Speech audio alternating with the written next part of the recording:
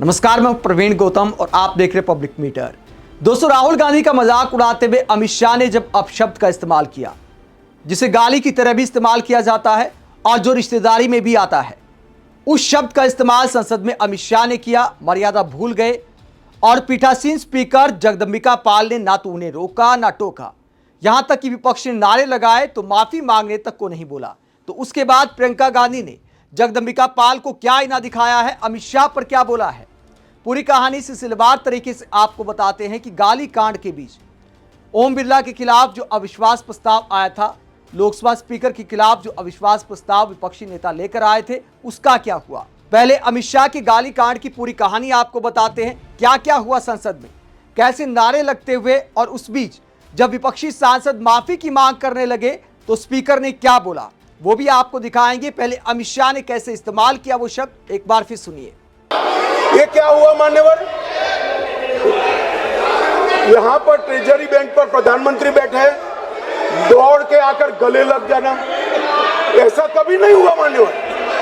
कभी ऐसा नहीं हुआ कि सत्ताधारी पक्ष के सदस्यों के सामने फ्लाइंग किस करोगे, कभी ऐसा नहीं हुआ सदन में आंख मटकाओगे मान्यवर।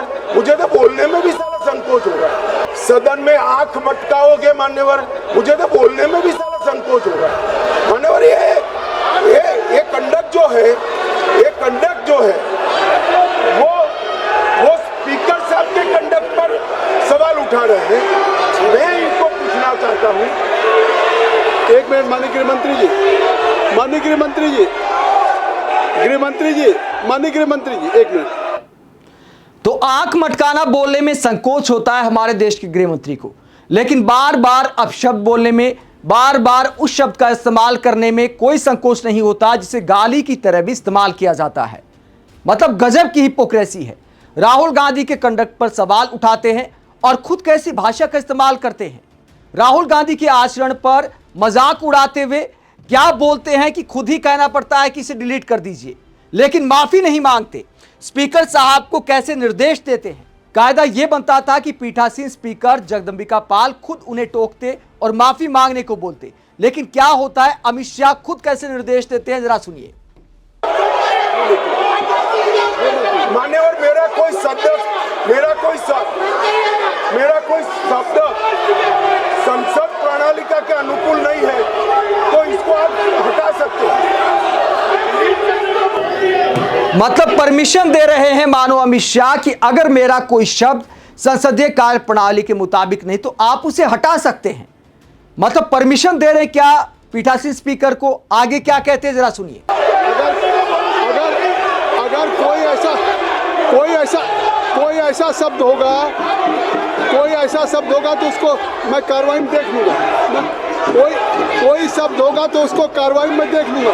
चलिए, मैं कार्रवाई में देख लूंगा। दोस्तों, सवाल यह भी उठता है कि क्या स्पीकर की कुर्सी पर कोई भी बैठे, सत्ताधारी पार्टी की तरफ से, एनडीए की तरफ से कोई भी स्पीकर की कुर्सी पर बैठे, क्या वो बापू के बंदर बन जाते हैं कि उन्हें ना अमित शाह का, पीएम मोदी का बुरा सुनाई देता है, ना दिखाई देता है, ना उनके खिलाफ कुछ बुरा बोला जाता है।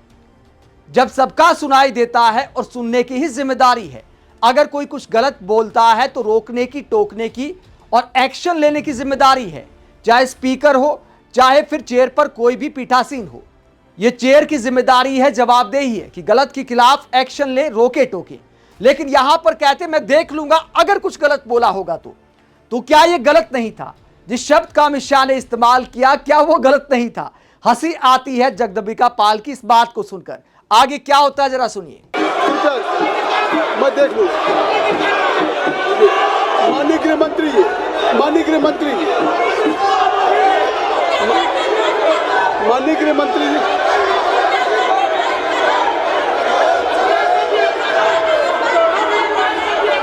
मंत्री जी को बुलाइए। सर, कोई शब्द मेरा असंसदीय हो तो कृपया इसको डिलीट कर दीजिए। मैं माननीय गृहमंत्री जी के, आप सुन लें, माननीय गृहमंत्री जी के जो वक्तव्य हैं उसको मैं कार्रवाई में देख लूंगा। अगर कोई शब्द असंसदीय होगा तो मैं उसको कार्रवाई का हिस्सा नहीं बनने दूंगा। मतलब इसमें भी अगर मगर की गुंजाइश है कि शब्द असंसदीय है या नहीं है। मतलब गजब की हिपोक्रेसी है या गजब की बेशर्मी भी आप कह सकते हैं।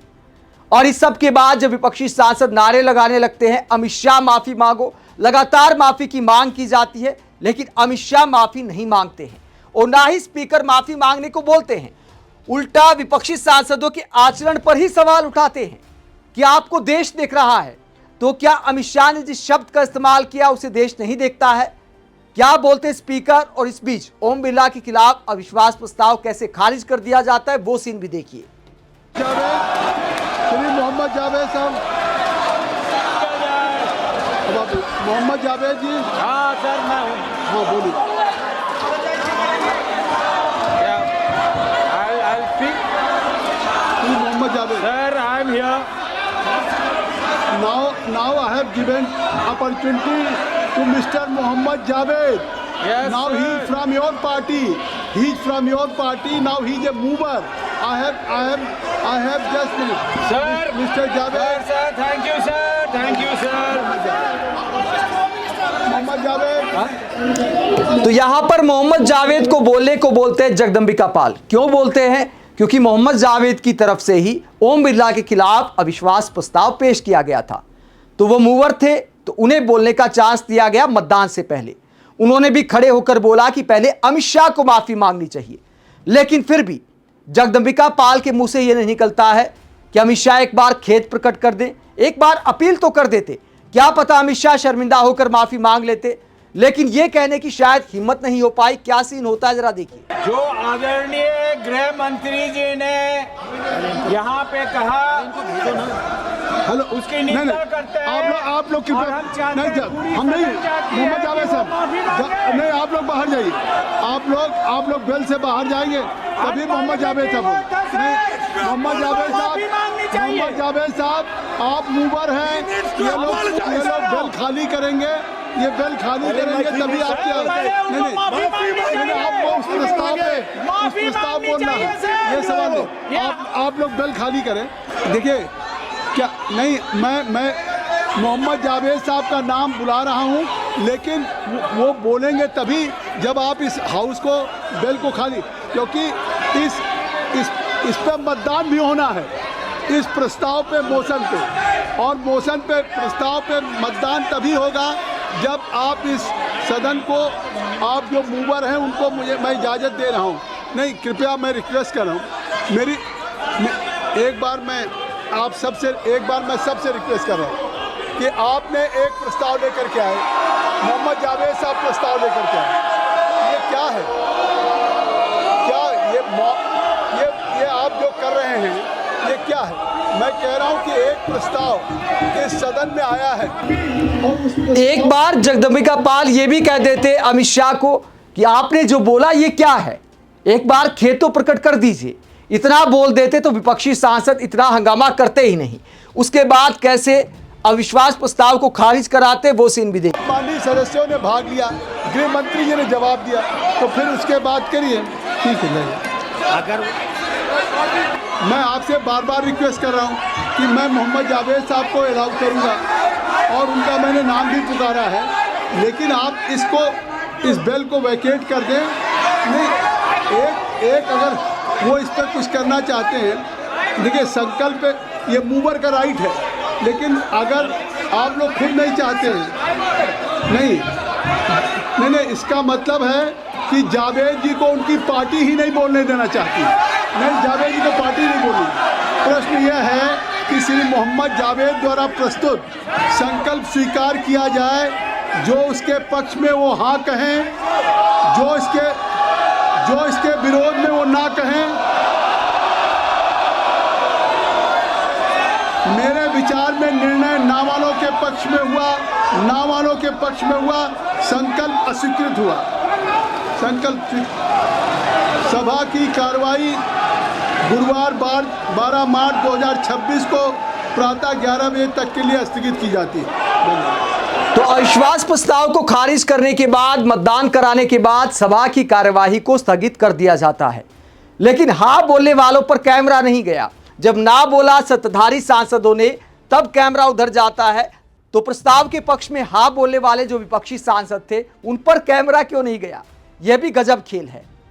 जब स्पीकर साहब ने अमित शाह को माफी मांगने को नहीं बोला और नहीं रोका टोका, तो उसके बाद प्रियंका गांधी क्या कहती है उससे पहले आप देखिए कि कांग्रेस से कैसे कैसे मीम बनाकर अमित शाह के पुराने बयान भी याद दिलाए हैं। या आप देख सकते हैं दिसंबर 2025 में भी अमित शाह ने इसी शब्द का इस्तेमाल किया था जो आज इस्तेमाल किया है। दोनों वीडियो आप देख सकते हैं जो कांग्रेस से शेयर किए हैं। तो मैंने सोचा साला मुझे तो बोलने में भी साला संकोच होगा